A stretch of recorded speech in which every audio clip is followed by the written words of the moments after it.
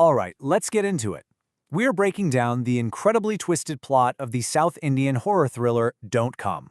And trust me, what kicks off as your classic ghost story completely spirals into something so much darker. So, the movie just drops us right into the middle of total chaos. It's morning, you can feel the panic in the air, and then comes that one chilling realization. 3 students are just gone. The scene is this remote, super creepy bungalow, like deep in the jungle somewhere. The police are there because what was supposed to be a simple college trip has gone completely sideways. 3 young women have vanished overnight. So, naturally, the police start questioning everybody. But the students, they're absolutely terrified and have no idea what happened. The only real thread they have to pull on comes from another student, a girl named Vinona, who says she was the last one to see her friends before they disappeared. But hang on, how in the world does a group of college students on a field trip end up at some spooky, isolated bungalow in the first place? Well, to figure that out, we've got to go back to the beginning. This whole thing was supposed to be a totally normal trip for a bunch of Ayurvedic students. Okay, so here's how it all went down. Their journey hits a massive roadblock when their bus just breaks down, right in the middle of nowhere. We're talking dense jungle. With no mechanic coming till morning, some locals point them to the only shelter for miles, this huge, old, and very creepy British-era bungalow. It's that or sleep on the bus, so not much of a choice. The second they get there, they meet the caretaker, a guy named Velu. Now, you'd think he might try to, make them feel safe. Nope. He immediately tells them they are not alone in this house. And right here is where the classic horror movie setup really kicks into gear. The caretaker doesn't just hint at some ghost. He gives her a name, he gives her a story, and he basically sets the absolute most terrifying tone possible for their stay. And get this, the legend he tells is so specific. Vani was a local woman who worked on the tea plantation. She was tragically murdered right here in this very bungalow by a British colonel. And her spirit, he says, is still roaming the halls, looking for justice. Or maybe just looking for company. Velu even gives them a checklist for the haunting. He tells them the exact signs to look for if Vani's spirit decides to possess one of them. Can you imagine being told all this right before you're about to go to sleep in a strange, dark room? It's just pure psychological warfare.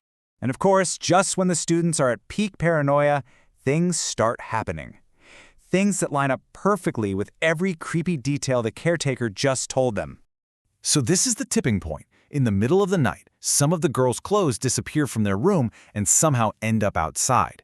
3 of the students go out to grab them, and that is the last time anyone sees them. They just vanish. Which brings us right back to the present, with the police investigation.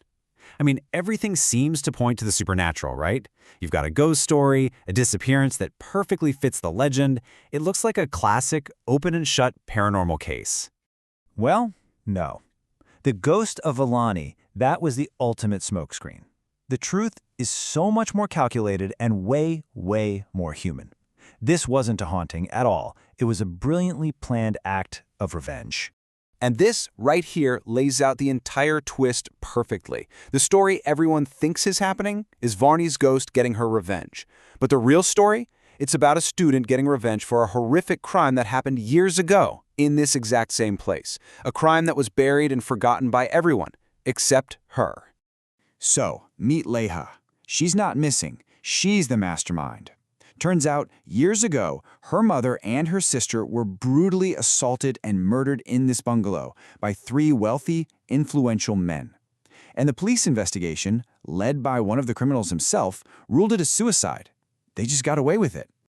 Her plan was nothing short of genius. She spent years getting close to the daughters of the very men who destroyed her family. She paid off the bus driver to fake a breakdown at that exact spot. The ghost story, the missing clothes, the whole disappearance, it was all a performance, an elaborate stage play designed to create a crisis so big that their powerful fathers would have no choice but to come running. And it works. It works perfectly. The powerful men show up at the bungalow totally frantic about their missing daughters and walk straight into the trap Lekha has been setting for years. And these are the men she was after: a superintendent of police, a businessman, and a builder. The very people who should have been locked up years ago. And the worst part? KP Rajan, the cop, was the actual officer in charge of the original investigation that he helped bury. But the lead investigator on this case, an officer named Josh, who isn't corrupt, starts putting all the pieces together. With a full confession from Lekha, some new evidence she provides, and a key witness from the original crime who'd been forced into hiding, he reopens the cold case and arrests all three of them right then and there. So what happens to Lekha? Well, in one last final twist, the parents of the kidnapped girls are so relieved to have them back safe that they drop all the charges against her.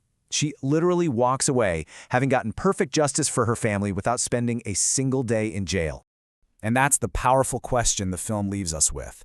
Lekha had to cook up this incredibly elaborate, high-stakes plan just to get the justice that the legal system completely denied her family.